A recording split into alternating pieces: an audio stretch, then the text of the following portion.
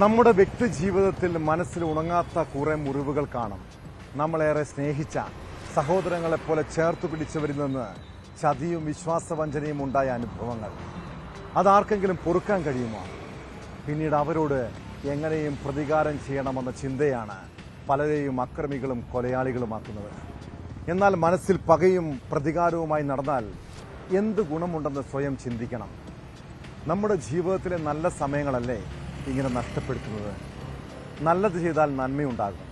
പ്രതികാര ചിന്തയോടെ പ്രവർത്തിച്ചാൽ ഒടുവിൽ ദുരന്തമാകും സംഭവിക്കുക. കോട്ടയം മാങ്ങാനത്ത് 8 വർഷം മുൻപ് യുവാവിനെ കൊലപ്പെടുത്തിയ കേസും ചർച്ച ചെയ്യപ്പെടേണ്ടതാണ്. ആ കേസിൽ ഗുണ്ടാ നേതാവും ഭാര്യയും കുറ്റക്കാരെന്ന് കോടതി വിധിച്ചിരിക്കുന്നു. വിശദമായി പരിശോധിക്കുകയാണ് പോലീസ് പട്രോൾ. സ്വാഗതം.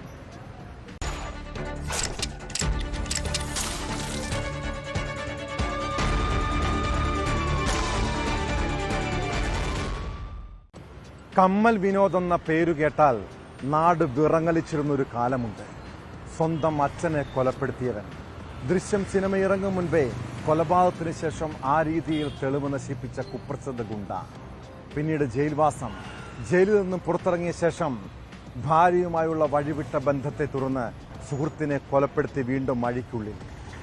2017 ഓഗസ്റ്റ് 27 കോട്ടയം മാങ്ങാനത്താണ് വിനോദ് കുമാറും ഭാര്യ കുഞ്ഞുമോളും ചേർന്ന് സുഹൃത്ത് സന്തോഷിനെ കൊന്ന ശേഷം മൃതദേഹം കഷ്ണങ്ങളാക്കി ഉപേക്ഷിച്ചത്. ഏറെ കോളിളക്കം സൃഷ്ടിച്ച പയ്യപ്പാടി സന്തോഷ് വധക്കേസിൽ പ്രതികൾ കുറ്റക്കാരെന്ന് കോടതി കണ്ടെത്തിയിരിക്കുന്നു. മുട്ടമ്പലം സ്വദേശി കമ്മൽ വിനോദ് എന്ന വിനോദ് കുമാർ, ഭാര്യ കുഞ്ഞുമോൾ എന്നിവർക്കുള്ള ശിക്ഷ പിന്നീട് വിധിക്കും.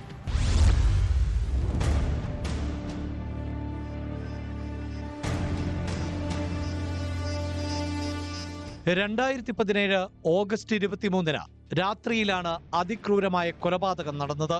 കോട്ടയം പയ്യപ്പാടി സ്വദേശി സന്തോഷിനെ കൊലപ്പെടുത്തി ശരീരം പല കഷ്ണങ്ങളാക്കി മുറിച്ച് ചാക്കിൽ കെട്ടി ഉപേക്ഷിക്കുകയായിരുന്നു. ഓഗസ്റ്റ് 27 തലയില്ലാത്ത ശരീരഭാഗം 2 ചാക്കിൽ കെട്ടി ഉപേക്ഷിച്ച നിലയിൽ കോട്ടയം മാങ്ങാനം മന്ദിരം കലുങ്കിന് സമീപത്തു നിന്നും കണ്ടെത്തി. നാടിന് നടുക്കിയ ഈ കൊലക്കേസിൽ കോട്ടയം അഡീഷണൽ സെഷൻസ് കോടതിയാണ് വിധി പറഞ്ഞത്. പ്രതികൾ കുറ്റക്കാരെന്ന് കണ്ടെത്തിയ കോടതി ശിക്ഷയെന്തെന്ന് പിന്നീട് വിധിക്കും.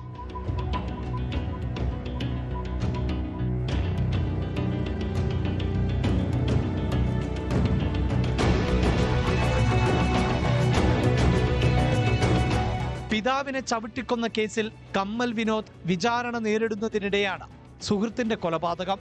പിതാവിനെ കൊന്ന കേസിൽ വിനോദ് ജയിലിൽ ചെല്ലുമ്പോൾ സന്തോഷം അവിടെയുണ്ടായിരുന്നു. പുറത്തിറങ്ങിയ സന്തോഷിനോട് തന്റെ ഭാര്യ കുഞ്ഞുമോളെ നോക്കണമെന്ന് വിനോദ് പറഞ്ഞിരുന്നു. തുടർന്ന് കുഞ്ഞുമോളുമായി സന്തോഷ് അടുപ്പത്തിലായി. പുറത്തിറങ്ങിയ വിനോദ് വിവരമറിഞ്ഞ് സന്തോഷിനെ കൊല്ലാൻ തീരുമാനിച്ചു. ഇതിനായി നിർബന്ധിച്ചും ഭീഷണിപ്പെടുത്തിയും ഭാര്യയും കേസിലെ പ്രതിയുമായ കുഞ്ഞുമോളെ കൊണ്ട് ഭർത്താവില്ലെന്നും രാത്രി വരണമെന്നും പറഞ്ഞ് സന്തോഷിനെ മീനടത്തെ വാടക വീട്ടിലേക്ക് വിളിച്ചു വരുത്തി. രാത്രിയിൽ എത്തിയ സന്തോഷ് സിറ്റൌട്ടിലെ കസേരയിൽ സംസാരിച്ചിരിക്കുന്നതിനിടെ പിന്നിലൂടെ എത്തിയ വിനോദ് ഇരുമ്പുവടി കൊണ്ട് തലയ്ക്കടിച്ചു വീഴ്ത്തി കൊല്ലുകയായിരുന്നു.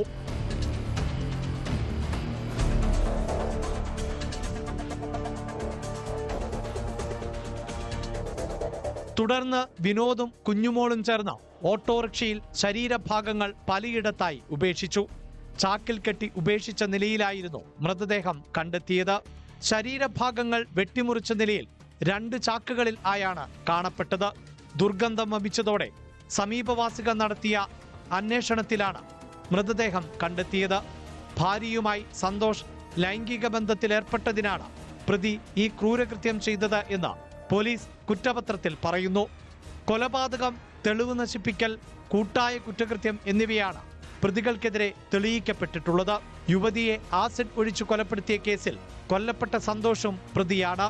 സാക്ഷികൾ ആരുമില്ലാതിരുന്ന കേസിൽ സാഹചര്യ തെളിവുകളുടെയും ശാസ്ത്രീയ തെളിവുകളുടെയും അടിസ്ഥാനത്തിലാണ് പ്രതികൾ കുറ്റക്കാരെന്ന് കണ്ടെത്തിയത്.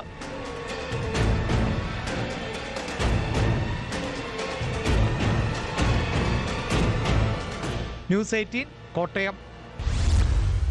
8 വർഷങ്ങൾക്ക് മുൻപ്, അതായത് 2017 ഏപ്രിൽ 9 കേരളത്തെ നടുക്കിയ നന്ദൻകോട് കൂട്ടക്കൊല ഭീതിപ്പെടുത്തുന്ന ഓർമ്മയാണ്.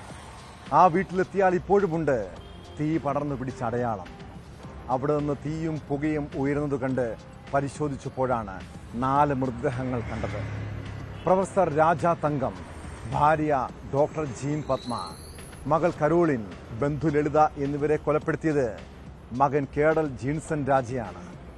ശരീരത്തിൽ നിന്ന് ആത്മാവിനെ മോചിപ്പിക്കുന്ന ആസ്ട്രൽ പ്രൊജക്ഷൻ എന്ന വിചിത്ര പരീക്ഷണത്തിന് വേണ്ടി നടത്തിയ കൂട്ടക്കൊല എന്നാണ് പോലീസിന്റെ കണ്ടെത്തൽ. കേഡൽ ഏകപ്രതിയായ കേസിൽ നാളെ വിധി വരും. തിരുവനന്തപുരം 6ാം അഡീഷണൽ സെഷൻസ് കോടതിയാണ് വിധി പറയുക.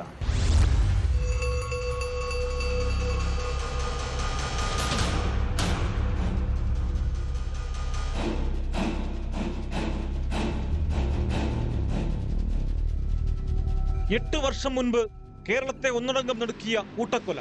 കൊലപാതകം നടന്നതാകട്ടെ തിരുവനന്തപുരം നഗരത്തിന്റെ ഹൃദയഭാഗമായ നന്ദൻകോട്. ഒരു 30-കാരൻ കൊലപ്പെടുത്തിയത് മാതാപിതാക്കളും സഹോദരിയുമടക്കം കുടുംബത്തിലെ 4 പേരെയാണ്. ആ കൊലയാളിയുടെ പേരും മുഖവും കേരളം ഒരിക്കലും മറക്കില്ല. പ്രതിയുടെ പേര് കേദൽ ജിൻസൺ രാജ. ആസ്ട്രൽ പ്രൊജക്ഷൻ എന്ന വാക്കും മലയാളികൾ അന്നാണ് കേട്ടത്. ശരീരത്തു നിന്ന് ആത്മാവ് വിട്ടുപോകുന്നത് കാണാനായിരുന്നു കൊലപാതകങ്ങളെന്നാണ് പിടിക്കപ്പെട്ടപ്പോൾ പ്രതി കേദൽ പോലീസിന് നൽകിയ മൊഴി.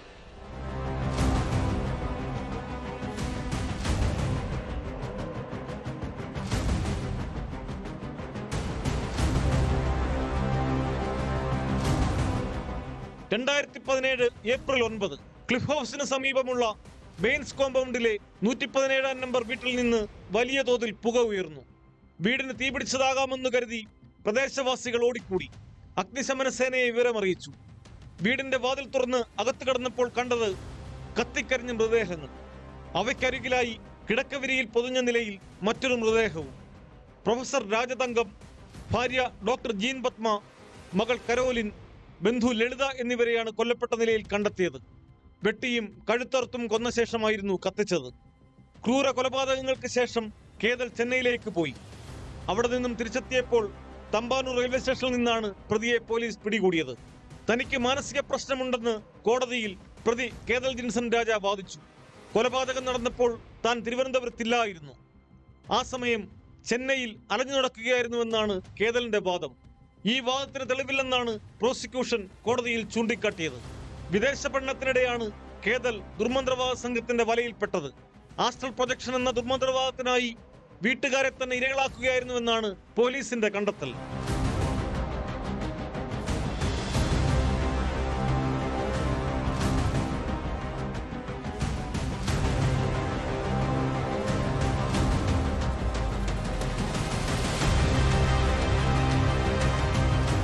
ന്യൂസ് 18 തിരുവനന്തപുരം.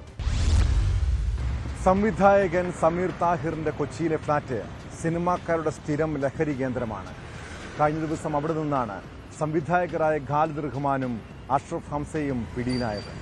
ഈ കേസിൽ സമീർ താഹിറും അറസ്റ്റിലായിരിക്കുന്നു.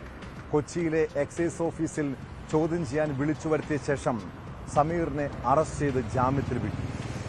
ഫ്ളാറ്റിലെ ലഹരി ഉപയോഗത്തെക്കുറിച്ച് തനിക്ക് അറിയില്ലായിരുന്നുവെന്നാണ് സമീർ താഹിർ എക്സൈസിന് നൽകിയ മൊഴി. കേസിൽ കൂടുതൽ അന്വേഷണം പുരോഗമിക്കുകയാണ്.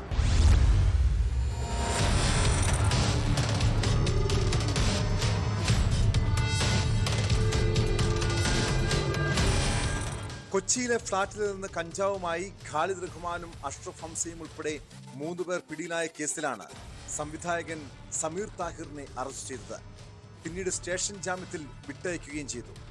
NDPS സെക്ഷൻ 25 പ്രകാരമാണ് സമീർ താഹിറിനെതിരെ കേസെടുത്തിട്ടുള്ളത്.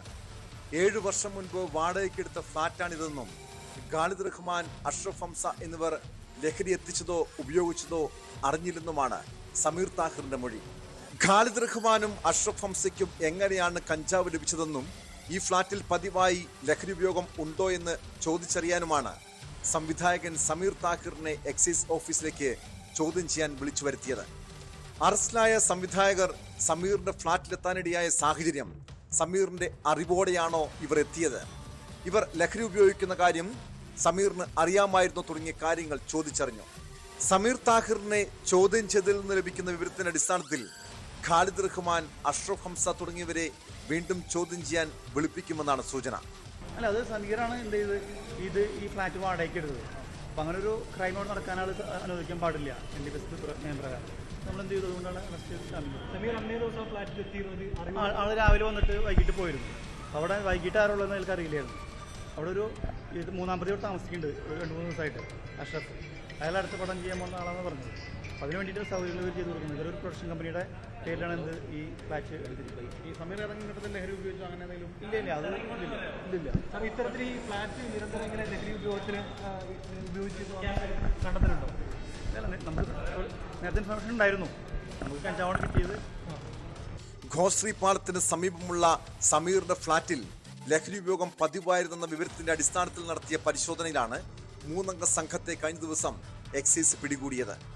1.6 ഗ്രാം ഹൈബ്രിഡ് കഞ്ചാവും ഇവരിൽ നിന്നും കണ്ടെടുത്തിരുന്നു. അറസ്റ്റിന് ശേഷം 3 പേരെയും സ്റ്റേഷൻ ജാമ്യത്തിൽ വിട്ടയച്ചതാണ്. ഇവർ ലഹരി ഉപയോഗിക്കാറുണ്ടെന്ന് എക്സൈസിനോട് സമ്മതിക്കുകയും ചെയ്തിരുന്നു.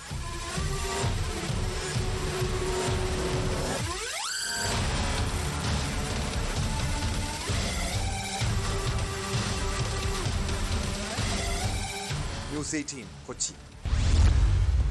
കൊട്ടേഷൻ ബന്ധം, കാപ്പ കേസ് പ്രതികളെ ഉപയോഗിച്ച് ഭീഷണിപ്പെടുത്തൽ, വിദേശ രാജ്യങ്ങളിൽ ജോലി വാഗ്ദാനം ചെയ്ത് ലക്ഷങ്ങൾ തട്ടിയ കാർത്തിക ആള് തട്ടിപ്പുകാരി മാത്രമല്ല, ഒരു കൊടും ക്രിമിനലിന്റെ മനസ്സാണ് ആ യുവതിക്ക്. ഇതോടെ കാർത്തികയുടെ ബന്ധങ്ങൾ തേടിയുള്ള അന്വേഷണത്തിലാണ് പോലീസ്. കേസിൽ യുവതിയെ കൂടാതെ കൂടുതൽ പ്രതികൾ ഉണ്ടാകുമെന്നാണ് സൂചന. അതിനിടെ കാർത്തികയ്ക്കെതിരെ കൂടുതൽ കേസുകൾ കൂടി രജിസ്റ്റർ ചെയ്തു. എറണാകുളത്തിന് പുറമെ തിരുവനന്തപുരം, പത്തനംതിട്ട, തൃശൂർ, കോഴിക്കോട് ജില്ലകളിലും പരാതിയുണ്ട്. ഇതോടെ കാർത്തികയെ കസ്റ്റഡിയിൽ വാങ്ങി ചോദ്യം ചെയ്യാൻ ഒരുങ്ങുകയാണ് അന്വേഷണ സംഘം.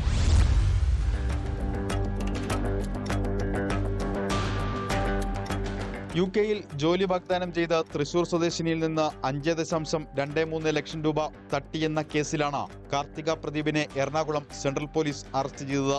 യുകെയിൽ സോഷ്യൽ വർക്കർ ജോലി തരപ്പെടുത്തി നൽകാമെന്നായിരുന്നു കാർത്തികയുടെ വാഗ്ദാനം. എന്നാൽ ജോലി ലഭിക്കാതിരിക്കുകയും സംഭവം തട്ടിപ്പാണെന്ന് ബോധ്യപ്പെടുകയും ചെയ്തതോടെയാണ് ഇവർ പോലീസിൽ പരാതി നൽകിയത്. ഇതിന് പിന്നാലെ വിവിധ ജില്ലകളിലായി 18ഓളം പരാതികളാണ് കാർത്തികയ്ക്കെതിരെ ഉയർന്നു വന്നത്. തട്ടിയെടുത്ത പണം ഉപയോഗിച്ച് ആഡംബര ജീവിതം നയിക്കുകയായിരുന്ന യുവതി അറസ്റ്റിലായതോടെ നിരവധി പേരാണ് പരാതിയുമായി പോലീസിനെ സമീപിച്ചത്. എറണാകുളത്തിന് പുറമെ തിരുവനന്തപുരം, പത്തനംതിട്ട, തൃശൂർ, കോഴിക്കോട് ജില്ലകളിലെ പോലീസ് സ്റ്റേഷനുകളിലും സ്ഥാപനത്തിനെതിരെ പരാതിയുണ്ട്. 6 പേരിൽ നിന്നായി 15 ലക്ഷം രൂപ തട്ടിയെടുത്തതായാണ് പുതിയ പരാതി.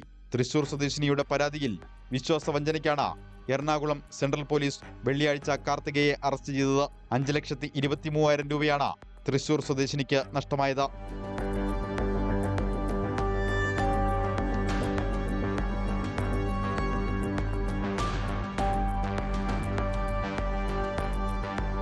വിദേശത്ത് ജോലി വാഗ്ദാനം ചെയ്ത് കോടികൾ തട്ടിയ ടേക്ക് ഓഫ് ഓവർസീസ് എഡ്യൂക്കേഷണൽ കൺസൾട്ടൻസിക്ക് ലൈസൻസ് ഇല്ലെന്ന് കണ്ടെത്തിയിരുന്നു. വിദേശത്തേക്ക് ആളുകളെ കൊണ്ടുപോകാൻ ആവശ്യമായ ലൈസൻസ് സ്ഥാപനത്തിനില്ലെന്ന് വിദേശകാര്യ മന്ത്രാലയത്തിന് കീഴിലുള്ള പ്രൊട്ടക്ടർ ഓഫ് എമിഗ്രൻസ് വ്യക്തമാക്കി.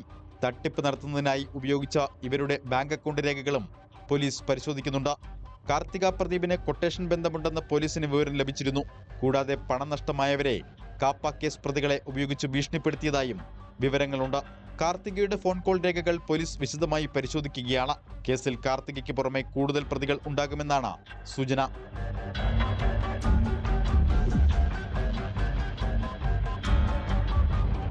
എറണാകുളം പുല്ലേപ്പടിക്ക് സമീപത്താണ് കാർത്തികയുടെ ടേക്ക് ഓഫ് ഓവർസീസ് എന്ന റിക്രൂട്ടിംഗ് ഏജൻസി പ്രവർത്തിച്ചിരുന്നത്.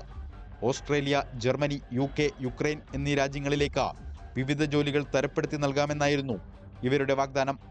ഇത്തരം ജോലി വാഗ്ദാനങ്ങളുമായി സാമൂഹിക മാധ്യമങ്ങളിലൂടെയും പാതയോരങ്ങളിൽ വലിയ ബോർഡുകൾ സ്ഥാപിച്ചും പരസ്യം ചെയ്തിരുന്നു. വിദേശ രാജ്യങ്ങളിലെ സൂപ്പർ മാർക്കറ്റുകളിൽ തൊഴിലവസരമുണ്ടെന്നായിരുന്നു കാർത്തികയുടെ സ്ഥാപനത്തിന്റെ പ്രധാന വാഗ്ദാനം. സോഷ്യൽ വർക്കർ ഉൾപ്പെടെയുള്ള ജോലികളും വാഗ്ദാനം ചെയ്തിരുന്നു. ഉദ്യോഗാർത്ഥികളിൽ നിന്ന് 3 മുതൽ 8 ലക്ഷം രൂപ വരെയാണ് പ്രതി കൈക്കലാക്കിയിരുന്നത്. ഇവരുടെ കെണിയിൽ വീണവരിൽ ഏറെയും സ്ത്രീകളാണ്. ഡോക്ടറാണെന്ന് പറഞ്ഞാണ് ഇവർ സ്വയം പരിചയപ്പെടുത്തിയിരുന്നത്.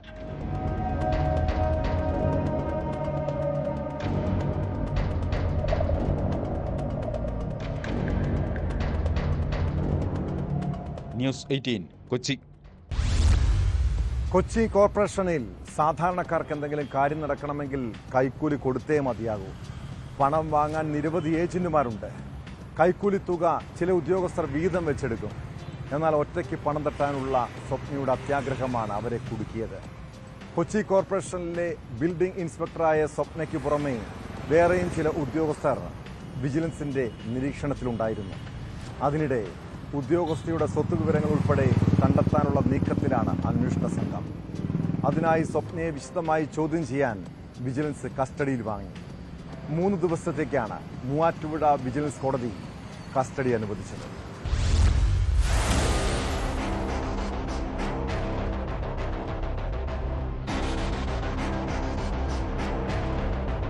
കൊച്ചി കോർപ്പറേഷന്റെ വൈറ്റില സോണൽ ഓഫീസിലെ ബിൽഡിംഗ് ഇൻസ്പെക്ടറായ സ്വപ്നയെ 15,000 രൂപ കൈക്കൂലി വാങ്ങുന്നതിനിടെ കഴിഞ്ഞ ദിവസമാണ് വിജിലൻസ് പിടികൂടിയത്.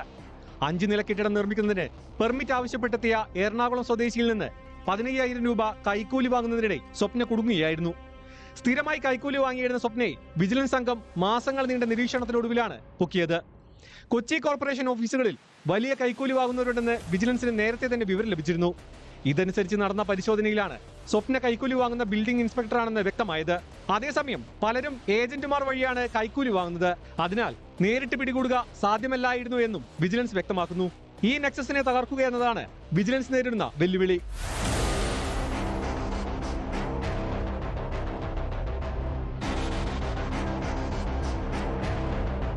കൈക്കൂലി കേസിൽ അറസ്റ്റിലായ Kochi corporation building inspector A സ്വപ്നയ്ക്ക് മാസം 3 ലക്ഷം രൂപ വരെ കൈക്കൂലിയായി മാത്രം ലഭിച്ചിരുന്നുവെന്നാണ് വിജിലൻസ് കണ്ടെത്തൽ.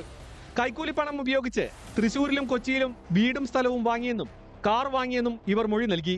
തൃശൂർ കോർപ്പറേഷനിൽ 2019 സ്വപ്ന ആദ്യമായി ജോലിക്ക് കയറുന്നത്. 2023 വൈറ്റില സോണൽ ഓഫീസിലേക്കെത്തി. 2019 മുതൽ 2025 വരെയുള്ള കാലയളവിൽ സ്വപ്നയും കുടുംബവും സമ്പാദിച്ച സ്വത്തുവകകളും അത് വാങ്ങാൻ ചെലവാക്കിയ പണത്തിന്റെ സ്രോതസ്സും പരിശോധിക്കും. കെട്ടിട നമ്പർ ലഭിക്കാനടക്കമുള്ള ആവശ്യങ്ങൾക്ക് സമീപിക്കുന്നവരെ ബുദ്ധിമുട്ടിക്കുന്ന രീതിയിലുള്ള കാര്യങ്ങളാണ് സ്വപ്നയിൽ നിന്നുണ്ടായിരുന്നത്. ഒടുവിൽ കൈക്കൂലി കൊടുത്ത് കാര്യം സാധിക്കുന്ന സ്ഥിതിയുണ്ടായിരുന്നു. സമീപകാലത്ത് സ്വപ്ന അനുവദിച്ച കെട്ടിട നിർമ്മാണ പെർമിറ്റുകളുടെ പൂർണ്ണ വിവരം ഉൾപ്പെടെ നിരവധി രേഖകൾ വിജിലൻസ് വിശദമായി പരിശോധിച്ചു വരികയാണ്.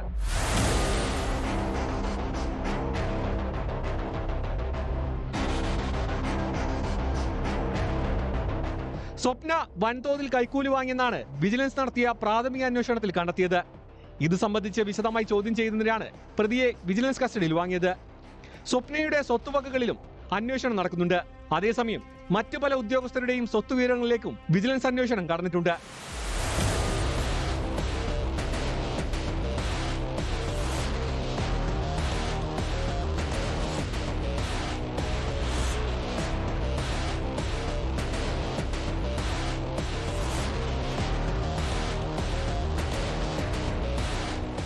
ന്യൂസ് 18 കൊച്ചി. അസമിൽ നിന്ന് ജോലി തേടി കേരളത്തിലെത്തി സെക്സ് റാക്കറ്റിന്റെ പിടിയിൽപ്പെട്ട പെൺകുട്ടി. ഒരു ദിവസം 3-4 പേർ മുറിയിലെത്തും. ഇൻസ്റ്റഗ്രാമിലൂടെ പരിചയപ്പെട്ട യുവാവാണ് 17-കാരിയെ കെണിയിൽ വീഴ്ത്തിയത്.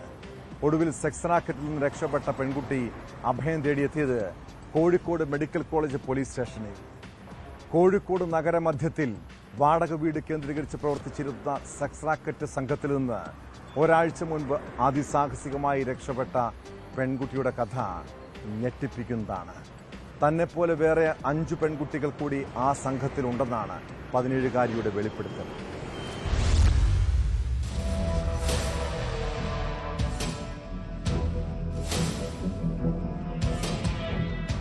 അസം സ്വദേശിയായ 17-കാരിയാണ് അതിസാഹസികമായി സെക്സ് റാക്കറ്റിൽ നിന്നും രക്ഷപ്പെട്ടത്. ഇൻസ്റ്റഗ്രാമിലൂടെ പരിചയപ്പെട്ട അസം സ്വദേശിയ യുവാവാണ് പെൺകുട്ടിയെ കേരളത്തിലെത്തിച്ചത്. 15,000 രൂപ മാസശമ്പളത്തിൽ ജോലി വാങ്ങിത്തരാമെന്നായിരുന്നു വാഗ്ദാനം. ഇയാൾക്കായി പോലീസ് അന്വേഷണം ആരംഭിച്ചിട്ടുണ്ട്.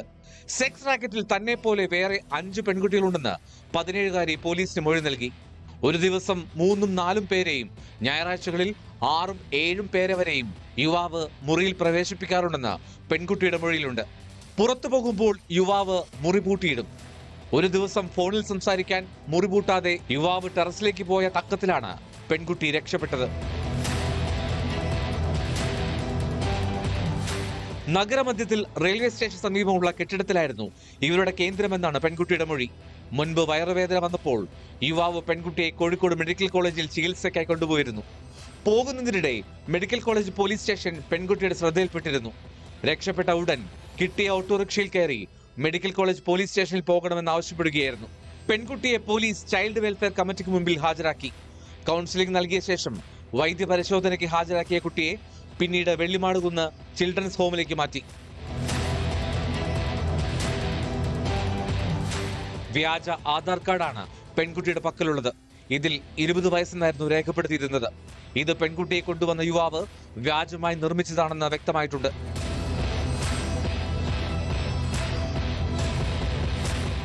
ന്യൂസ് 18 കോഴിക്കോട്. കേരളത്തിൽ ഇപ്പോൾ നടക്കുന്ന പല ക്രിമിനൽ കേസുകളിലും പ്രതിസ്ഥാനത്ത് ഇതര സംസ്ഥാന തൊഴിലാളികളാണ്. കൊലപാതകം, പീഡനം, മോഷണം ഉൾപ്പെടെയുള്ള കേസുകൾ. അതിൽ മലയാളികൾ മാത്രമല്ല, ഇതര സംസ്ഥാനക്കാരും ഇരകളാകാറുണ്ട്. പാലക്കാട് അഗളിയിൽ സുഹൃത്തിനെ ക്രൂരമായി കൊലപ്പെടുത്തിയത് അസം സ്വദേശിയായ യുവാവും പെൺസുഹൃത്തും ചേർന്നാണ്. കഴിഞ്ഞ ദിവസം നടന്ന കൊലപാതകത്തിന് ശേഷം രണ്ടുപേരും നാടുവിട്ടതാണ്. എന്നാൽ പെരുമ്പാവൂരിൽ വെച്ച് പ്രതികളെ പോലീസ് അറസ്റ്റ് ചെയ്തു. അസം സ്വദേശികളായ നജ്റുൽ ഇസ്ലാമിനെയും കാമുകിയെയും പെരുമ്പാവൂരിലെ ലോഡ്ജിൽ നിന്നാണ് പിടികൂടിയത്.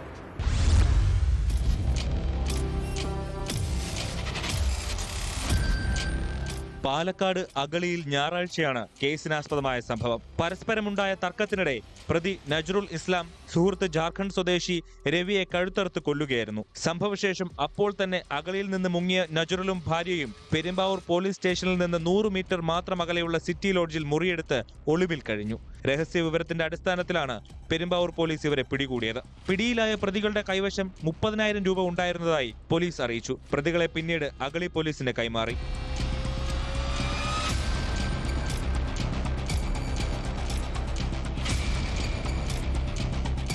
രവിയും അസം സ്വദേശി നജ്റുൽ ഇസ്ലാമും അട്ടപ്പാടിയിലെ തോട്ടം തൊഴിലാളികളാണ്. രാവിലെ ആടിനെ മേയ്ക്കാൻ പോയ ഇരുവരെയും കാണാതായതോടെ നടത്തിയ അന്വേഷണത്തിലാണ് രവിയെ കൊല്ലപ്പെട്ട നിലയിൽ കണ്ടെത്തിയത്.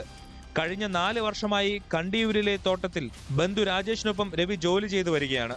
രവിയും രാജേഷും നാട്ടിലേക്ക് പോകുന്നതിന് പകരക്കാരനായാണ് 2 ദിവസം മുമ്പ് നജ്റുൽ ഇസ്ലാമും ഭാര്യയും തോട്ടത്തിലെത്തിയത്. എന്താണ് കൊലപാതകത്തിന് കാരണമെന്ന് വ്യക്തമല്ല.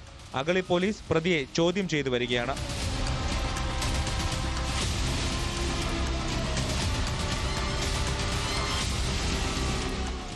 ന്യൂസ് 18 കൊച്ചി, പാലക്കാട്. തിരുവനന്തപുരം കാട്ടാക്കടയിലെ 10ാം ക്ലാസ് വിദ്യാർത്ഥി ആദിശേഖറിനെ കൊലപ്പെടുത്തിയ കേസ് ഏറെ ഞെട്ടലുളവാക്കിയതാണ്. 2023 ഓഗസ്റ്റ് 30-നാണ് പൂവച്ചൽ സ്വദേശി ആദിശേഖറിനെ ബന്ധുവായ പ്രിയരഞ്ജൻ ആസൂത്രിതമായി വാക്കരമിടിപ്പിച്ച് കൊലപ്പെടുത്തിയത്. ക്ഷേത്ര പരിസരത്ത് മൂത്രമൊഴിച്ചത് ചോദ്യം ചെയ്തതിനായിരുന്നു ആ ക്രൂരത. കേസിൽ 2 വർഷം തികയും മുൻപ് കോടതി വിധി പറയുകയാണ്. ആദിശേഖർ വധക്കേസിൽ തിരുവനന്തപുരം 6ാം അഡീഷണൽ സെഷൻസ് കോടതി നാളെയാണ് വിധി പറയുക.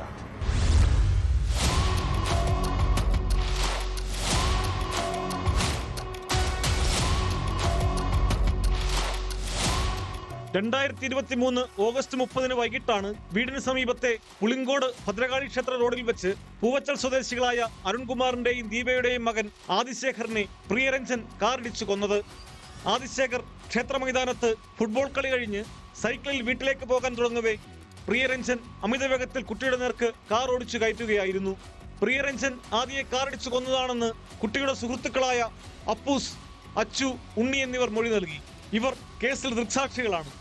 രക്തത്തിൽ കുളിച്ചു കിടന്ന ആദിയെ താനും കൂടി ചേർന്നാണ് പിന്നാലെ വന്ന കാറിൽ കയറ്റി ആശുപത്രിയിൽ കൊണ്ടുപോയതെന്ന് അച്ചു സംഭവം വിശദീകരിച്ച് മൊഴി നൽകിയിരുന്നു.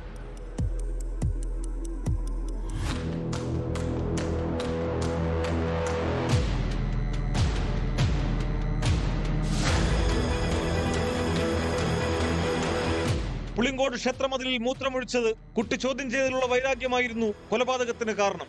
സാങ്കേതിക തകരാറ് മൂലം കാർ തനിയെ നീങ്ങിയെന്നും ബ്രേക്കിന് പകരം ആക്സിലറേറ്റർ അമർന്നാണ് അപകടമുണ്ടായതെന്നുമാണ് പ്രതി കോടതിയിൽ പറഞ്ഞത്. പ്രോസിക്യൂഷൻ ഹാജരാക്കിയ 30 സാക്ഷികളുടെയും 43 രേഖകളുടെയും 11 തൊണ്ടിമുതലുകളുടെയും അടിസ്ഥാനത്തിലായിരിക്കും അന്തിമവാദം. കൊലപാതകം നടന്ന സ്ഥലത്ത് നിന്ന് ശേഖരിച്ച CCTV ദൃശ്യങ്ങളാണ് കേസിൽ നിർണായക തെളിവായത്. തുറന്ന കോടതിയിൽ വീഡിയോ പ്രദർശിപ്പിച്ച് കേസിൽ തെളിവെടുത്തിരുന്നു.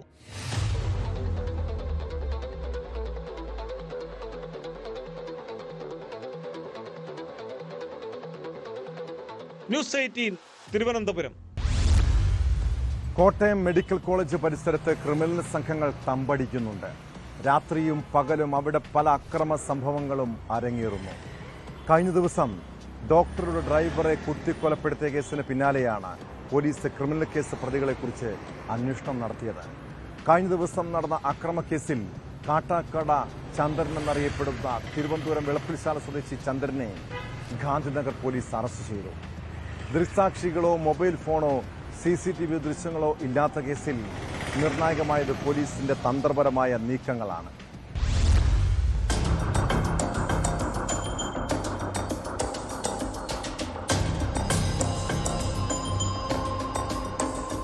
കോട്ടയം മെഡിക്കൽ കോളേജിലെ കാർ പാർക്കിംഗ് ഏരിയയിൽ വെച്ച് ഡോക്ടറുടെ ഡ്രൈവർ ഷിബുവിനെ കുത്തിക്കൊല്ലാൻ ശ്രമിച്ച സംഭവത്തിലാണ് പോലീസിന്റെ നിർണായക അറസ്റ്റ്. നിരവധി ക്രിമിനൽ കേസുകളിൽ പ്രതിയായ വിളപ്പിൽശാല സ്വദേശി ചന്ദ്രനെയാണ് ഗാന്ധിനഗർ പോലീസ് അറസ്റ്റ് ചെയ്തത്. CCTV ദൃശ്യമോ സാക്ഷികളോ കേസിലുണ്ടായിരുന്നില്ല. പ്രതി മൊബൈൽ ഫോണും ഉപയോഗിച്ചിരുന്നില്ല.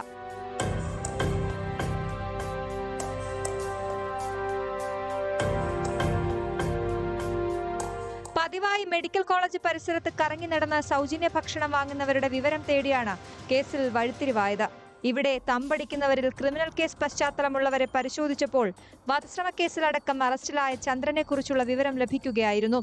കോട്ടയം അമ്മഞ്ചേരി കുട്ടികളുടെ ആശുപത്രിക്ക് സമീപം ചന്ദ്രനെ കണ്ടുവന്ന രഹസ്യവിവരം ലഭിച്ചതോടെ പോലീസ് സംഘം വേഗത്തിലെത്തി ബലം പ്രയോഗിച്ച് പ്രതിയെ കീഴ്പ്പെടുത്തി. ഇയാളുടെ പക്കൽ നിന്നും കുത്താൻ ഉപയോഗിച്ച കത്തിയും കണ്ടെടുത്തു.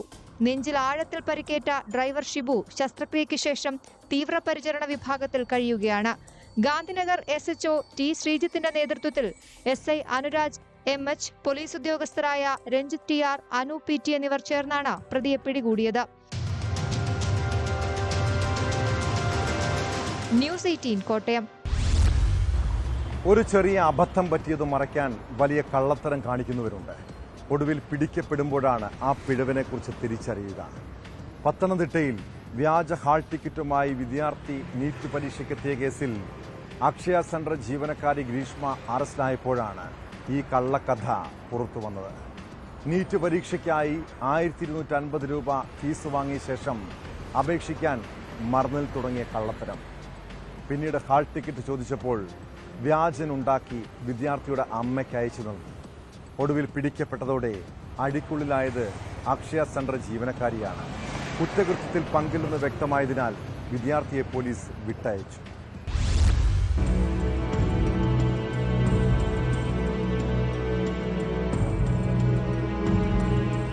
ഞായറാഴ്ചയാണ് പാറശാല സ്വദേശിയായ വിദ്യാർത്ഥി വ്യാജ ഹാൾ ടിക്കറ്റുമായി പത്തനംതിട്ട തൈക്കാവ് വൊക്കേഷണൽ ഹയർ സെക്കൻഡറി സ്കൂളിൽ നീറ്റ് പരീക്ഷയ്ക്കെത്തിയത്.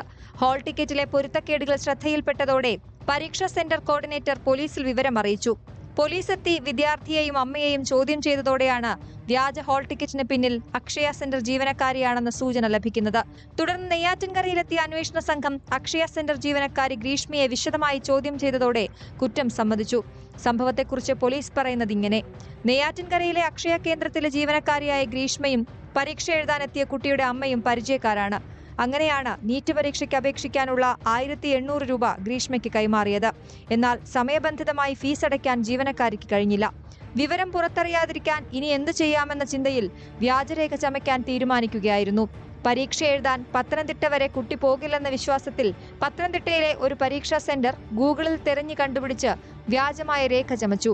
പിന്നീട് ഈ സെന്ററിൽ തന്നെ പരീക്ഷ എഴുതേണ്ട പൂവാർ സ്വദേശിയായ മറ്റൊരു വിദ്യാർത്ഥിയുടെ രേഖകൾ ശേഖരിച്ചു. ഇവ രണ്ടും ഉൾപ്പെടുത്തിയാണ് വ്യാജ ഹാൾ ടിക്കറ്റ് ഉണ്ടാക്കിയത്.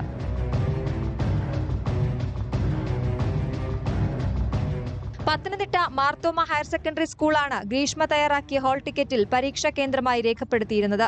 കഴിഞ്ഞ വർഷം ഇവിടെ നീറ്റ് പരീക്ഷ നടന്നിരുന്നതായി ഗൂഗിൾ സെർച്ചിൽ നിന്നാണ് മനസ്സിലാക്കിയത്. എന്നാൽ ഈ വർഷം ഇവിടം പരീക്ഷാ സെന്റർ ആയിരുന്നില്ല. രാവിലെ അമ്മയ്ക്കൊപ്പം വിദ്യാർത്ഥി അഡ്മിറ്റ് കാർഡുമായി ഇവിടെ എത്തിയപ്പോഴാണ് ഈ സ്കൂളിൽ പരീക്ഷാ സെന്റർ ഇല്ലെന്നറിയുന്നത്. തുടർന്ന് തൈക്കാവ് സ്കൂളിലെത്തി കാർഡിലെ നമ്പർ പരിശോധിച്ചപ്പോൾ വിദ്യാർത്ഥിക്ക് അവിടെയും പരീക്ഷയില്ലെന്ന് കണ്ടെത്തി. QR കോഡ് സ്കാൻ ചെയ്തപ്പോൾ മറ്റൊരു പേരാണ് തെളിഞ്ഞത്. പരീക്ഷാ നടത്തിപ്പ് ചുമതല ഉണ്ടായിരുന്ന ഒബ്സർവറും സ്കൂൾ അധികൃതരും വിവരം സ്റ്റേറ്റ് കോർഡിനേറ്ററെ അറിയിച്ചു. തുടർന്ന് വിദ്യാർത്ഥിയുടെ അവസരം നഷ്ടപ്പെടാതിരിക്കാൻ പരീക്ഷയ്ക്കെത്താത്ത ഒരു വിദ്യാർത്ഥിയുടെ സീറ്റിലിരുന്ന് പരീക്ഷ എഴുതിക്കുകയായിരുന്നു. ഇതിനിടെ രേഖകൾ പരിശോധിച്ചപ്പോൾ വിദ്യാർത്ഥി നീറ്റ് പരീക്ഷയ്ക്ക് അപേക്ഷിച്ചിട്ടില്ലെന്ന് വ്യക്തമായതോടെയാണ് പോലീസിൽ പരാതി നൽകിയത്. കണ്ടു പരിചയപ്പെട്ട കൊച്ചാണ്. എനിക്ക് ഡ്യൂട്ടിയിലൊന്ന് വെളിയെ പോകാൻ അപ്പോഴും സമയമില്ലാത്ത 5 മണിക്കൊക്കെ അടയ്ക്കുമല്ലോ എല്ലടോ. അതുകൊണ്ട് ആ കൊച്ചിൻ്റെ അടുത്ത് PDF ആയിട്ട് എടുത്ത് അയച്ചു തന്ന് ഞാൻ പോയി എടുത്തതാണ്. കമ്പ്യൂട്ടർ വാട്സപ്പ് വഴി ഇട്ട് തന്നു. സംഭവം ഉണ്ടായപ്പോഴാണ് ഇത് അറിയുന്നതല്ലേ? എക്സാമിന് കയറിയതിന് ശേഷമാണ് പിന്നീട് അറിയുന്നത്. മാൽ പ്രാക്ടീസ് ചെയ്തെന്ന് അവിടെ വെച്ചാണ് പറഞ്ഞത്. എക്സാം എഴുതാൻ അനുവദിച്ചായിരുന്നു. ഒരു 1 അവർ കഴിഞ്ഞപ്പോൾ അവർ തന്നെ മാറ്റി എന്നെ അവിടെ നിന്ന് മാൽ പ്രാക്ടീസ് ചെയ്തെന്ന് പറഞ്ഞ്. അപ്പോഴും എനിക്ക് സംഭവം മനസ്സിലായില്ല. ഞാൻ വിചാരിച്ചിരുന്ന ആപ്ലിക്കേഷൻ ഫോം അയച്ച സമയത്ത് എന്തോ പറ്റിയ എററാണെന്നാണ് വിചാരിച്ചിരുന്നത്. അങ്ങനെ പിന്നെ നേരെ സ്റ്റേഷനിലോട്ട് കൊണ്ടുവന്ന് പിന്നെ ബാക്കി സംഭവങ്ങളെല്ലാം ഇങ്ങനെയാണ് നടന്നത്. അപ്പോഴത്തെ ഒരു ഇതുണ്ടായിരുന്നു. നെയ്യാറ്റിൻകരയിലെ അക്ഷയ സെന്ററിലെത്തി പോലീസ് പരിശോധന നടത്തി. രേഖ ചമയ്ക്കാൻ ഉപയോഗിച്ച ഹാർഡ് ഡിസ്ക് ഉൾപ്പെടെയുള്ളവ അന്വേഷണ സംഘം കസ്റ്റഡിയിലെടുത്തു. ഗ്രീഷ്മ 4 മാസം മുമ്പാണ് ഇവിടെ ജോലിയിൽ പ്രവേശിച്ചത്.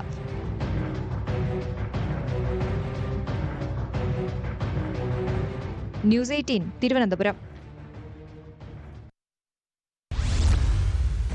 പാലക്കാട് മണ്ണാർക്കാട് വൻ വായ്പാ തട്ടിപ്പ്.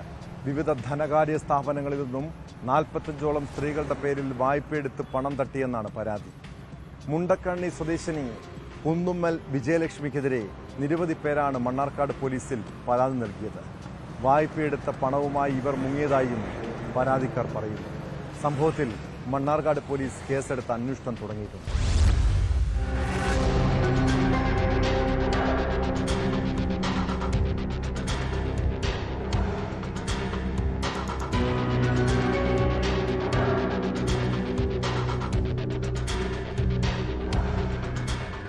മുണ്ടക്കണ്ണിയിലെ 45ഓളം സ്ത്രീകളെ തെറ്റിദ്ധരിപ്പിച്ച് അവരുടെ പേരിൽ വായ്പയെടുത്ത് പണവുമായി കടന്നു കളഞ്ഞതായാണ് പരാതി.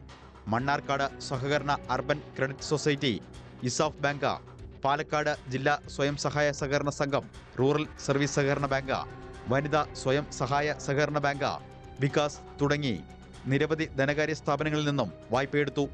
മുണ്ടക്കണ്ണി സ്വദേശി കുന്നുമ്മൽ വിജയലക്ഷ്മിക്കെതിരെ കബളിപ്പിക്കപ്പെട്ടവർ മണ്ണാർക്കാട് പോലീസിൽ പരാതി നൽകി. ഇവർ മുണ്ടക്കണ്ണിയിലെ വീട് വിറ്റ് വിദേശത്തേക്ക് കടന്നതായി സംശയമുണ്ടെന്ന് നാട്ടുകാർ പറയുന്നു.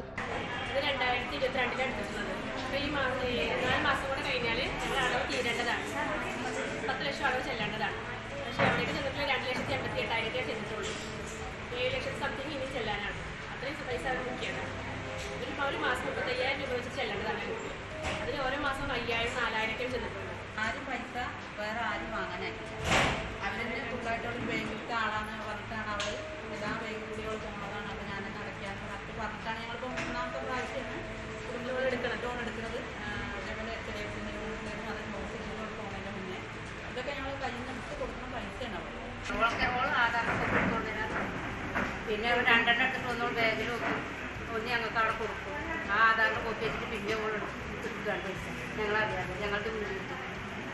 അപ്പോൾ ആ ചേച്ചിനോട് ഞങ്ങൾ ചോദിച്ചപ്പോൾ ചേച്ചി പറഞ്ഞു ഞാൻ പഴയ ഫോട്ടോ വെച്ചിട്ടാണ് കൊടുക്കുന്നത്, നമ്മൾ ഒപ്പിട്ടൊന്നുമില്ല. ഒപ്പം ഫോൺ കണ്ടുപിടിച്ച് ഓൾറെഡി ഇട്ടാണ്.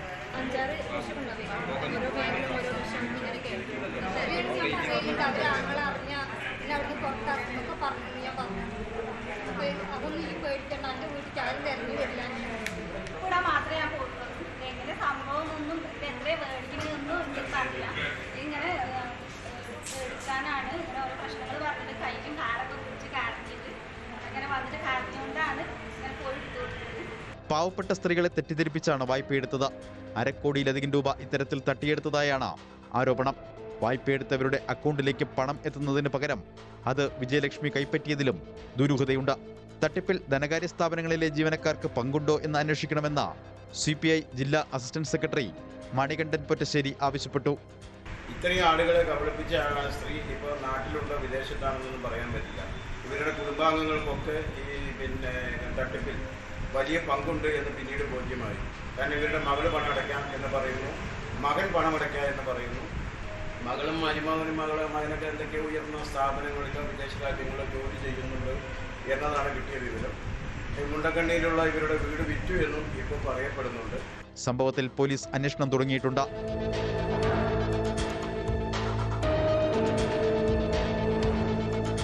ന്യൂസ് 18 പാലക്കാട്.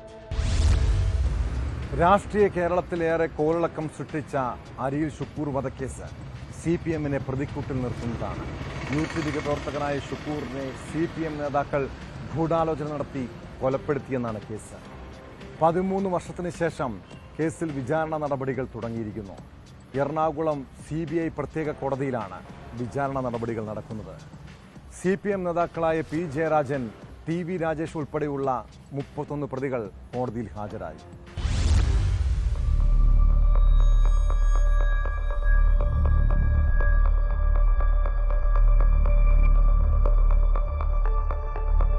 കൊല്ലപ്പെടുന്ന സമയത്ത് അരിയിൽ ഷുക്കൂറിനൊപ്പം ഉണ്ടായിരുന്ന സുഹൃത്തും ഒന്നാം സാക്ഷിയുമായ സക്രിയയുടെ വിസ്താരം പ്രോസിക്യൂഷൻ ആരംഭിച്ചു.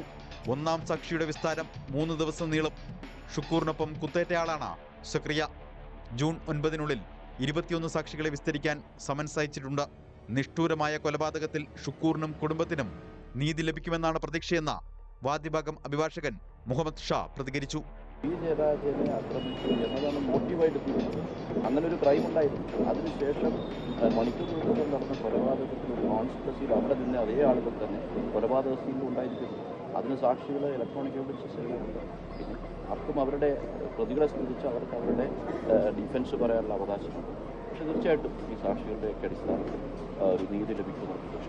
ഷുക്കൂറിനും കുടുംബത്തിനും നീതി ലഭിക്കുമെന്നാണ് പ്രതീക്ഷയെന്നും നീതി ലഭിക്കാൻ ഏതറ്റം വരെയും പോകുമെന്നും മുസ്ലിം ലീഗ് കണ്ണൂർ ജില്ലാ ജനറൽ സെക്രട്ടറി അബ്ദുൽ കരീം ചേളേരി പറഞ്ഞു. 19 വയസ്സ് പ്രായമുള്ള ഈ ലോകത്തെക്കുറിച്ച് കൃത്യമായിട്ട് ധാരണ പോലും ഇല്ലാത്ത ചെറുപ്പക്കാരൻ അതിനിഷ്ഠുരമായി പറഞ്ഞു.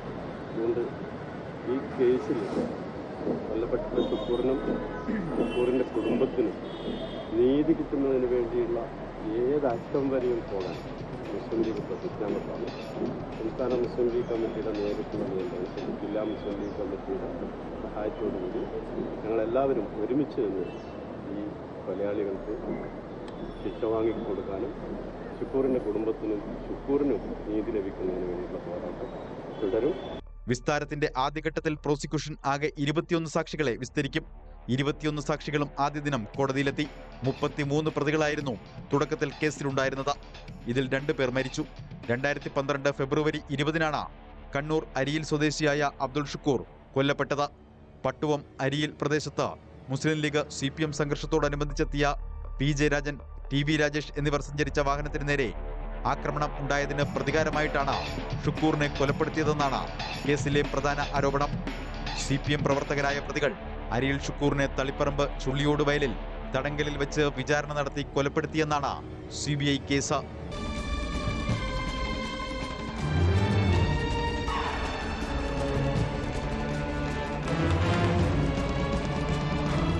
ന്യൂസ് 18 കൊച്ചി.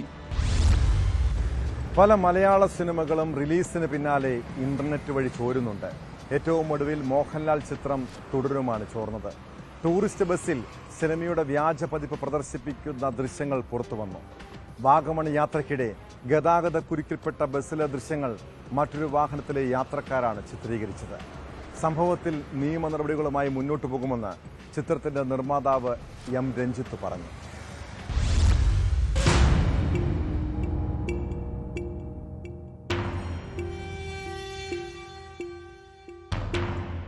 മലപ്പുറത്ത് നിന്ന് വാഗമണ്ണിലേക്ക് പോവുകയായിരുന്ന ബസ്സിലാണ് തിയേറ്ററുകളിൽ നിറഞ്ഞോടുന്ന തുടരും ചിത്രത്തിന്റെ വ്യാജ പതിപ്പ് പ്രദർശിപ്പിച്ചത്. ഇതുവഴി യാത്ര ചെയ്തിരുന്ന മറ്റൊരു വാഹനത്തിലുള്ളവർ ദൃശ്യങ്ങൾ പകർത്തി നടനും സഹസംവിധായകനുമായ ബിനു പപ്പുവിന് അയച്ചു കൊടുത്തു. ഇതോടെയാണ് സംഭവം പുറത്തറിയുന്നത്. കൊല്ലം രജിസ്ട്രേഷനിലുള്ള KL02 AE 3344 എന്ന ടൂറിസ്റ്റ് ബസ്സിലാണ് വ്യാജ പതിപ്പ് പ്രദർശിപ്പിച്ചത്.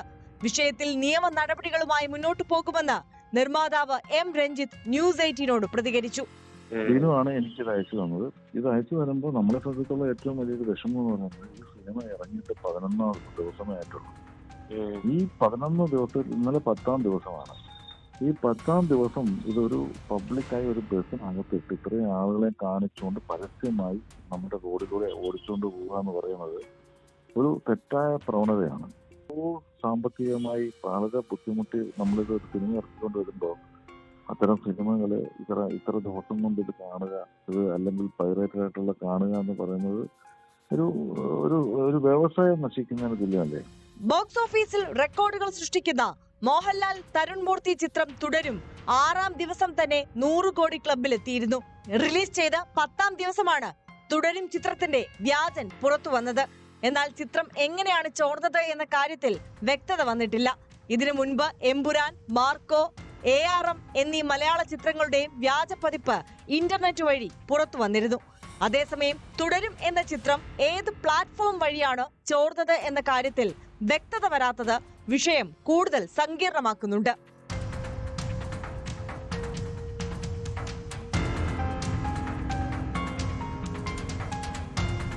News desk news 18. 500 കോടിയോളം രൂപ തട്ടിയെടുത്ത പാതിവില തട്ടിപ്പ് കേസിന് പിന്നിൽ ആരൊക്കെയാണ്? കേസിലെ പ്രതിയായ സായി ഗ്രാം ട്രസ്റ്റ് ചെയർമാൻ ആനന്ദകുമാറിന്റെ ഹർജിയിൽ സുപ്രീം കോടതിയും ഇടപെടുന്നു. കേസിൽ സംസ്ഥാന സർക്കാരിന് കോടതി നോട്ടീസ് അയച്ചു. ആനന്ദകുമാറിന്റെ ആരോഗ്യനില സംബന്ധിച്ചുള്ള റിപ്പോർട്ട് സുപ്രീം കോടതി തേടിയിട്ടുണ്ട്. 500 കോടി രൂപയുടെ തട്ടിപ്പാണ് നടന്നതെന്നും സംഭവത്തിലെ എല്ലാ കാര്യങ്ങളും പുറത്തുവരണമെന്നും ജസ്റ്റിസ് JK മഹേശ്വരി അധ്യക്ഷയായ ബെഞ്ച് നിരീക്ഷിച്ചു.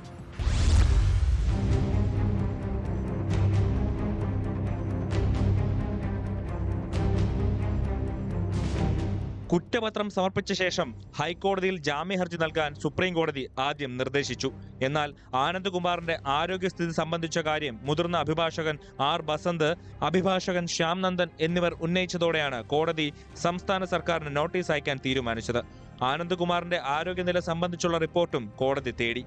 പകുതി വിലയ്ക്ക് സ്കൂട്ടർ അടക്കമുള്ള സാധനങ്ങൾ വാഗ്ദാനം ചെയ്താണ് പ്രതികൾ തട്ടിപ്പ് നടത്തിയത്. നാഷണൽ NGO കോൺഫെഡറേഷൻ ആജീവനാന്ത അധ്യക്ഷൻ KN ആനന്ദകുമാറും ദേശീയ സെക്രട്ടറി അനന്തുകൃഷ്ണനും ചേർന്നാണ് തട്ടിപ്പ് നടത്തിയത്. കേസിലെ പ്രതികളുടെ ബാങ്ക് അക്കൗണ്ടുകൾ മരവിപ്പിച്ചിട്ടുണ്ട്. സീഡ് വഴിയും NGO കോൺഫെഡറേഷൻ വഴിയുമാണ് പ്രതികൾ തട്ടിപ്പ് നടത്തിയത്.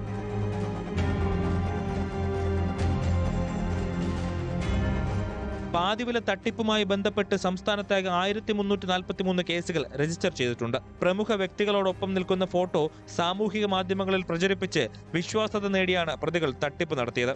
വിശ്വാസ്യത നേടിയെടുക്കാൻ ഫീൽഡ് തലത്തിൽ കോർഡിനേറ്റർമാരെയും നിയമിച്ചിരുന്നു. ആദ്യഘട്ടത്തിൽ പദ്ധതിയിൽ ചേർന്ന ആളുകൾക്ക് വിശ്വാസം നേടിയെടുക്കാൻ പകുതി വിലയ്ക്ക് സ്കൂട്ടറുകൾ നൽകിയെങ്കിലും പിന്നീട് പദ്ധതിയിൽ ചേർന്നവരെ കബളിപ്പിക്കുകയായിരുന്നു. സ്ത്രീകളടക്കം നിരവധി പേരാണ് തട്ടിപ്പിനിരയായത്.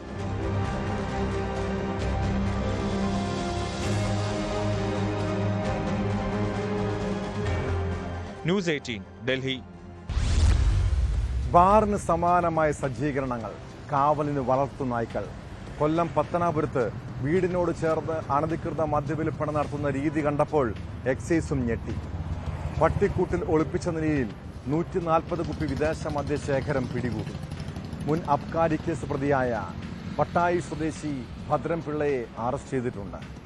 പാലക്കാട് ചിറ്റൂരിൽ വീട്ടിൽ സൂക്ഷിച്ച നിലയിൽ 446 ലിറ്റർ സ്പിരിറ്റുമായി 2 പേരെ എക്സൈസ് പിടികൂടി. വീടിനോട് ചേർന്ന് നിർത്തിയിട്ട പിക്കപ്പ് വാനിൽ 360 ലിറ്റർ കള്ളും എക്സൈസ് കണ്ടെടുത്തു.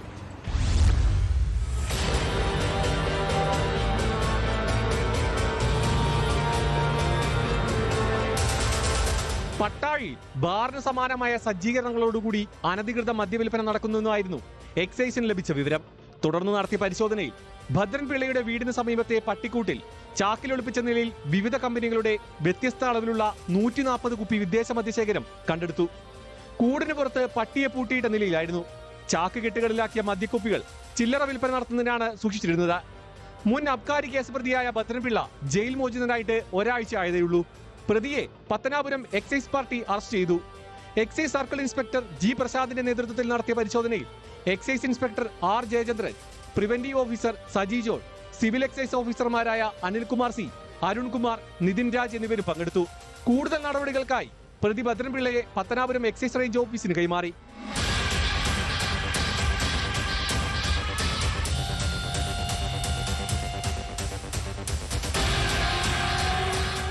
പാലക്കാട് ചിറ്റൂരിൽ വീട്ടിൽ സൂക്ഷിച്ച നിലയിലാണ് 446 ലിറ്റർ സ്പിരിറ്റ് കണ്ടെടുത്തത്. വീടിനോട് ചേർന്ന് നിർത്തിയിട്ട പിക്കപ്പ് വാനിൽ നിന്ന് 360 ലിറ്റർ കള്ളും കണ്ടെടുത്തു. വീട്ടുടമ നാനേഷ്, സുഹൃത്ത് കോരിയൻ ചള്ള സ്വദേശി A. രാധാകൃഷ്ണൻ എന്നിവരെ അറസ്റ്റ് ചെയ്തു. സ്പിരിറ്റ് കള്ളിൽ കലക്കി കൊണ്ടുപോകുന്നതിനാണ് സൂക്ഷിച്ചിരുന്നതെന്നാണ് എക്സൈസ് പറയുന്നത്. മാവേലിക്കര ഗ്രൂപ്പ് 4 കൊണ്ടുപോകേണ്ടിയിരുന്ന കള്ളാണിത്. അറസ്റ്റിലായ നാനേഷ് ചെത്തുതൊഴിലാളിയും രാധാകൃഷ്ണൻ കൊല്ലം ശാസ്താംകോട്ട ഗ്രൂപ്പ് 2 ലൈസൻസിയുമാണ്. Chittur excise circle inspector V. Rajaneesh, Palakkad തോപ്പ് സ്ക്വാഡ് എന്നിവരടങ്ങുന്ന സംഘമാണ് സ്പിരിറ്റ് പിടികൂടിയത്.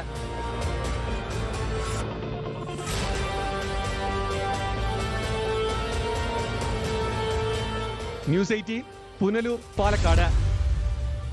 കുറ്റകൃത്യങ്ങളുടെ മറ്റു ചില വാർത്തകൾ ചുരുക്കത്തിൽ. തിരുവനന്തപുരം കഴക്കൂട്ടത്ത് കള്ളനോട്ടുമായി ഇതര സംസ്ഥാന തൊഴിലാളി അറസ്റ്റിൽ. അസം സ്വദേശി പ്രേംകുമാർ ബിശ്വാസിൽ നിന്ന് പിടിച്ചെടുത്തത് 29,000 രൂപയുടെ കള്ളനോട്ടുകൾ. കായംകുളം കുന്നത്താലുംമൂട്ടിലെ ബെഫ്കോ മദ്യവിൽപ്പനശാലയിൽ കയറി ജീവനക്കാരെ അസഭ്യം പറയുകയും ദേഹോപദ്രവം ഏൽപ്പിക്കുകയും ചെയ്ത കേസിൽ പ്രതി പിടിയിൽ. അറസ്റ്റിലായത് കീരിക്കാട് സ്വദേശി റിയാസ്. പാലാരിവട്ടത്ത് 8.5 കിലോ കഞ്ചാവുമായി ഒഡീഷ സ്വദേശികൾ പിടിയിൽ. തുണ നായക്, ഗഗൻ ഉത്തൻ സിംഗ് എന്നിവരെയാണ് ഡാൻസ് ഓഫ് സംഘം പിടികൂടിയത്. കണ്ണൂരിലെ ആനപ്പന്തി സഹകരണ ബാങ്കിൽ പണയ സ്വർണത്തിന് പകരം മുക്കുപണ്ടം വെച്ച് തട്ടിപ്പ് നടത്തിയത് കോൺഗ്രസ് നേതാവും മുൻ CPM നേതാവും ചേർന്നാണെന്ന് പോലീസ്. കച്ചേരിക്കടവ് സ്വദേശിയും കോൺഗ്രസ് വാർഡ് പ്രസിഡന്റുമായ സുധീഷ് തോമസിനെ ഇരിട്ടി പോലീസ് അറസ്റ്റ് ചെയ്തു. ബാങ്കിലെ താൽക്കാലിക ജീവനക്കാരനും മുൻ CPM ബ്രാഞ്ച് സെക്രട്ടറിയുമായ സുധീറിനായി തെരച്ചിൽ തുടരുകയാണ്. കാഞ്ഞങ്ങാട് DYSP ബാബു പെരിങ്ങേത്തിനെതിരെ സിവിൽ പോലീസ് ഓഫീസറുടെ വധഭീഷണി സന്ദേശം. കാഞ്ഞങ്ങാട് പോലീസ് കൺട്രോൾ റൂമിലെ സിവിൽ പോലീസ് ഓഫീസർ സനൂപ് ജോണാണ് വാട്സ്ആപ്പ് സന്ദേശത്തിലൂടെ വധഭീഷണി മുഴക്കിയത്. സിനിമാ താരങ്ങളും കലാകാരന്മാരും കുട്ടികളിലും യുവാക്കളിലും വല്ലാത്ത രീതിയിൽ സ്വാധീനം ചെലുത്താറുണ്ട്. അവരുടെ ജീവിത രീതികൾ പോലും പലരും അനുകരിക്കാൻ ശ്രമിക്കും. അതിൽ നല്ല കാര്യങ്ങളാണോ മോശം കാര്യങ്ങളാണോ നമ്മൾ അനുകരിക്കേണ്ടത്? തൻ്റെ നല്ല ശീലങ്ങൾ കണ്ട് പഠിക്കണമെന്നാണ് റാപ്പർ വേടൻ യുവാക്കളെ ഉപദേശിക്കുന്നത്. തെറ്റായ കാര്യങ്ങളിൽ സ്വാധീനിക്കപ്പെടരുത്. തനിക്ക് പറഞ്ഞു തരാൻ ആരും ഉണ്ടായിരുന്നില്ല. ഒറ്റയ്ക്ക് വളർന്നു വന്നവനാണ്. കേസിനും അറസ്റ്റിനും ശേഷമുള്ള ആദ്യ പരിപാടിയിൽ വേടന്റെ വാക്കുകൾ ആവേശത്തോടെയാണ് ആരാധകർ കേട്ടത്. വേടന്റെ കുറെ ദുശീലങ്ങൾ ഇൻഫ്ലുവൻസ് ആവാതിരിക്കുക. എനിക്കിത് പറഞ്ഞു തരാൻ ആരും ഉണ്ടായിരുന്നില്ല. ഞാൻ ഒറ്റയ്ക്കാണ് വളർന്നു വന്നത്. ഞാൻ തിരുത്താനും എന്നെ തിരുത്തപ്പെടാനുള്ള ഒരു സാഹചര്യത്തിലാണ് ഞാൻ നിങ്ങളുടെ മുന്നിലാണ് വന്നിരിക്കുന്നത്. അതെ, വേടൻ തെറ്റുപറ്റിയെന്ന് തുറന്നു പറയുന്ന, തെറ്റുതിരുത്താൻ ആഗ്രഹിക്കുന്ന വ്യക്തിയാണ്. എല്ലാവരുടെയും ജീവിതത്തിൽ വീഴ്ചയും പിഴവുകളും ഉണ്ടാകാം. അത് തിരുത്തി നല്ലത് കണ്ട് അനുകരിക്കുമ്പോഴാണ് ഒരു നല്ല മനുഷ്യനാകാൻ കഴിയുക. ഇതോടെ പോലീസ് പെട്രോൾ പൂർണ്ണമാകുന്നു. നമസ്കാരം.